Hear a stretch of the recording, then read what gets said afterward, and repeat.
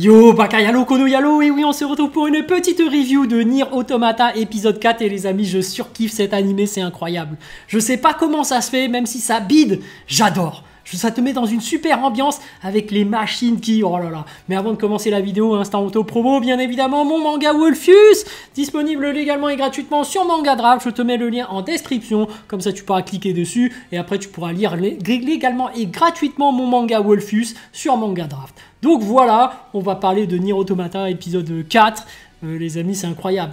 Des machines aux yeux jaunes qui se sont... comment dirais-je, qui peuvent ressentir des émotions, qui se sont émancipés par rapport aux robots qui ont des yeux rouges, qui sont toujours assouvis à une certaine puissance supérieure. Les robots jaunes qui ont capturé un robot rouge, qui l'ont enfermé, qui s'en servent, je sais pas comment, pour faire du théâtre en fait, parce qu'ils ressentent des émotions maintenant.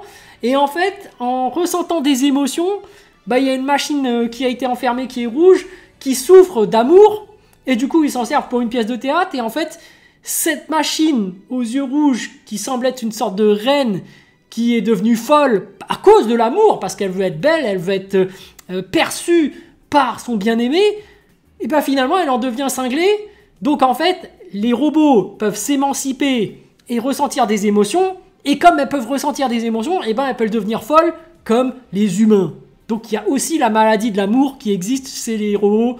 Super concept, incroyable. Là je suis fan. Même si en réalité, quand on regarde cet épisode, on voit bien que B2 et 9S ou S9, enfin bref, B2 et 9S, voilà, arrivent directement là-bas et bagarrent sans vraiment de raison particulière.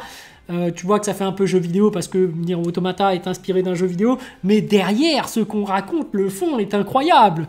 Ce que les machines ressentent et qui peuvent devenir carrément folles comme les humains et ressentir des émotions à un tel point que ça y est, ça leur fait disjoncter. C'est incroyable, rien que le concept. Finalement, c'est les androïdes, les humains, qui ont des parties de corps de machines qui sont censés censurer leurs émotions, donc ils deviennent complètement cruels et sans émotion, tuent ces gens qui deviennent fous à cause des sentiments. C'est incroyable, le concept, je trouve ça fou. Et surtout, dans cet animé, c'est l'ambiance. L'ambiance avec les machines qui sont là en train de faire du théâtre, avec la musique, l'OST, le studio fait un travail monstrueux. Je suis comblé là, je trouve que c'est incroyable. C'est super bien fait, je surkiffe Nier Automata. Bon, après on apprend aussi dans cet épisode que le gouvernement mondial qui a envoyé B2 et 9S pour aider la rébellion, en fait, bah, ils les envoient pas vraiment les aider. Ils savent déjà que la rébellion c'est pour le casse-pipe. Et même là on te dit, bah en fait B2 et 9S, bah, c'est pour du casse-pipe aussi, c'est de la chair à canon. En fait on s'en fout de eux. Pour l'humanité, on est prêt à faire des sacrifices, et même au sein des androïdes et même au sein des humains.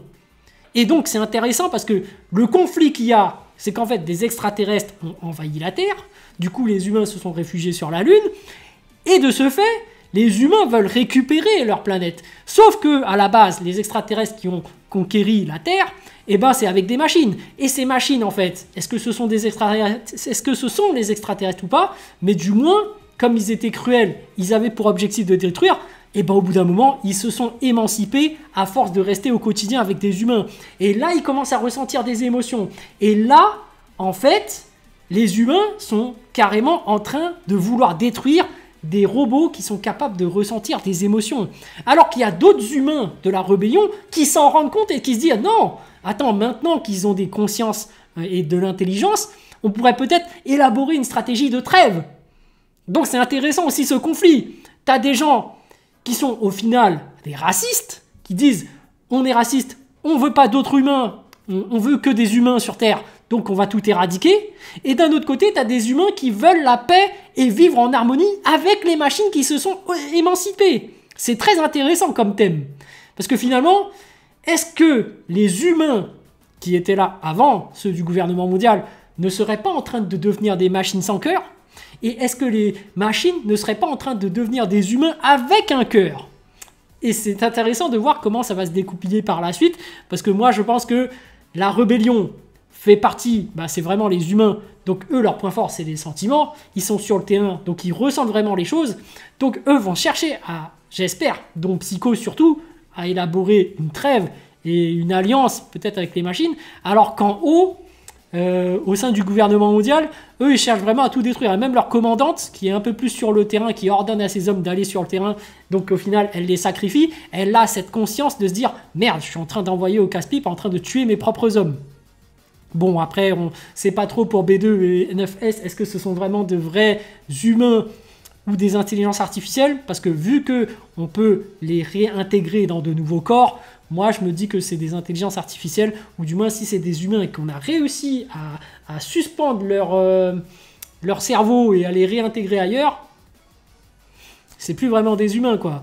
Mais bref, comment définir un humain, comment définir une machine, sachant que désormais les machines sont capables de penser, de ressentir des émotions, et que les humains eux-mêmes deviennent des machines sans cœur et sont prêts à tout détruire, du moins du côté de chez les robots?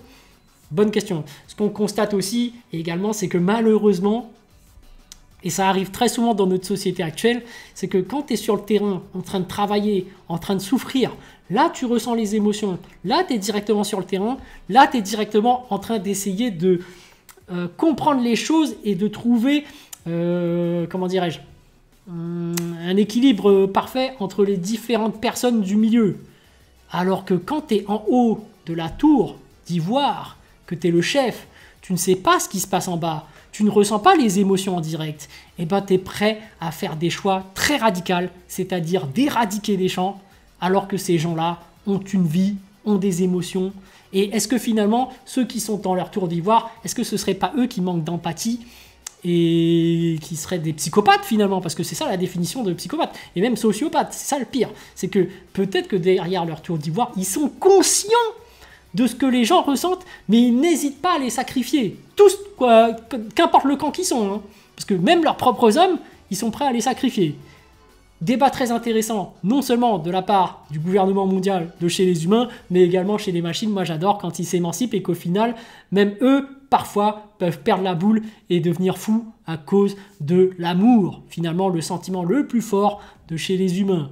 Voilà, petite review, j'adore Nier Automata, c'est pour ça que j'en fais des reviews, même si ça bide, personne n'en parle, je suis peut-être le seul, et en plus, je n'ai pas joué aux jeux vidéo, c'est pour ça que peut-être je kiffe encore plus, parce que peut-être que ça ne respecte pas ce qui se passe dans le jeu, mais voilà, je kiffe et je vais continuer, hein, tout simplement. Voilà, ce n'est pas un anime toilette, c'est un anime que je kiffe, donc j'ai hâte de voir la suite. Sur ce les amis, je vous dis donc à plus dans le bus, ou plutôt à plus tard dans le car, ou plutôt à bientôt dans le bateau.